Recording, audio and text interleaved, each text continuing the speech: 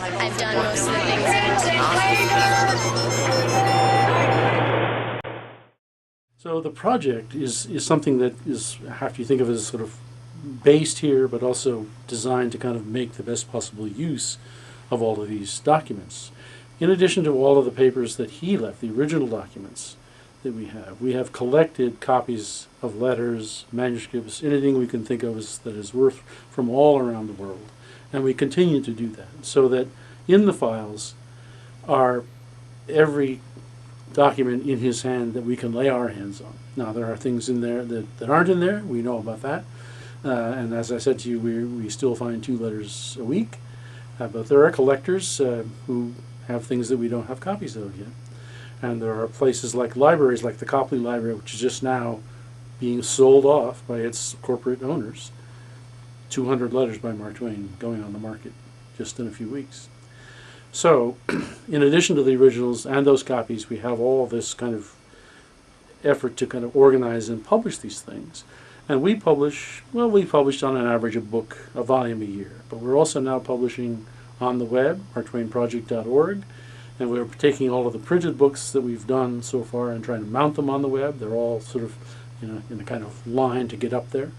And the idea is to have that as an open source site that people can use free of charge, and that they can use in a way that they can't use a book. I mean, they can search for this name or that name. It's really just one of the tools that the editors use. It's meant to be a complete collection of every book that's ever been published about Mark Twain, or that contains an edition of him, of his works. And this is also being used by people who visit us, visiting scholars. They can come in and just pull it off the shelf and use it in the reading room over there without having to check it out or anything like that. And it extends all the way down here to, I would say, down to about here is where the specific Mark Twain books stop, and then from here on in are memoirs, editions, books by other people who knew Mark Twain and who in some way or other have something to contribute to our understanding of him. They're there as reference works because we never really know when we're going to find some reference to them. And these are basically other kinds of reference tools, guides to American literature, Baedeker's guides to quotations. We get a lot of questions about quotations. Specific guides to geographical areas that he spent time in, like the Mississippi Valley or Hartford or Elmira. As I say, all of these are here basically to allow us to understand and annotate and explain and publish the manuscripts that we have. So the vault is basically a temperature and humidity controlled room that's secure in various ways I won't go into. Basically so that all of the manuscripts and rare books that we own can be safely stored and prevented from deteriorating to the extent possible.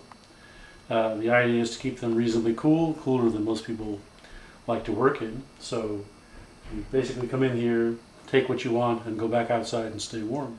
This bank of files contains everything we have of the letters that Mark Twain received over many years.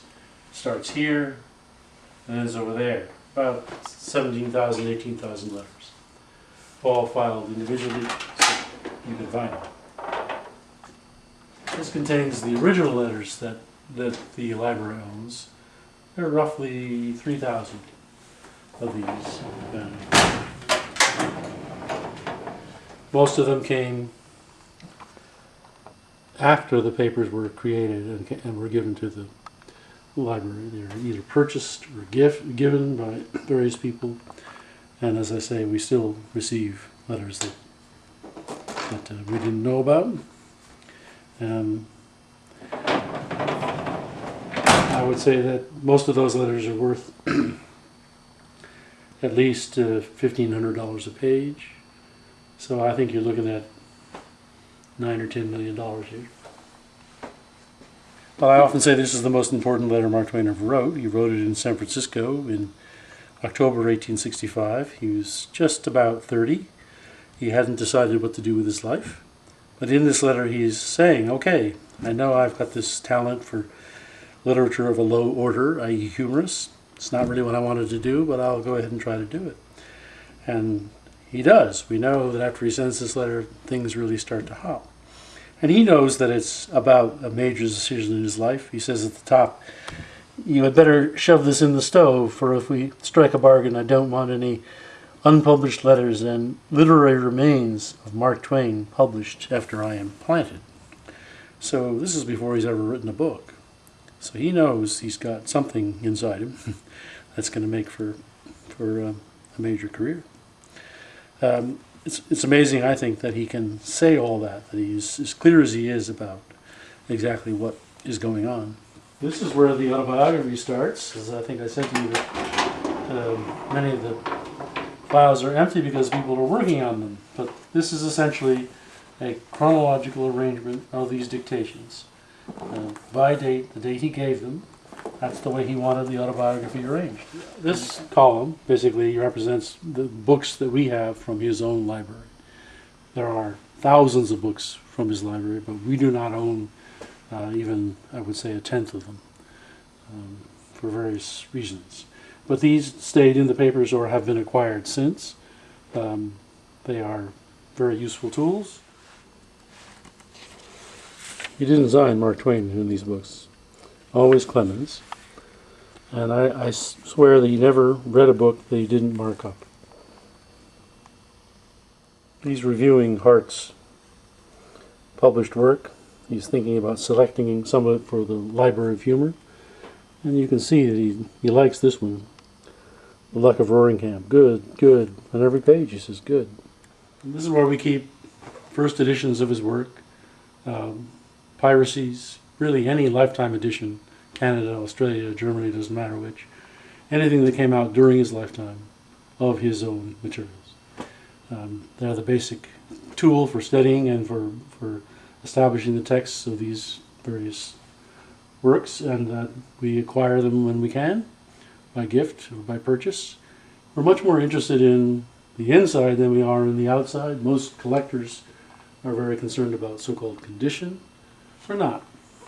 For us, if it happens to be a late printing of the same plates, we'd like to see it and be able to compare it with the earlier printing.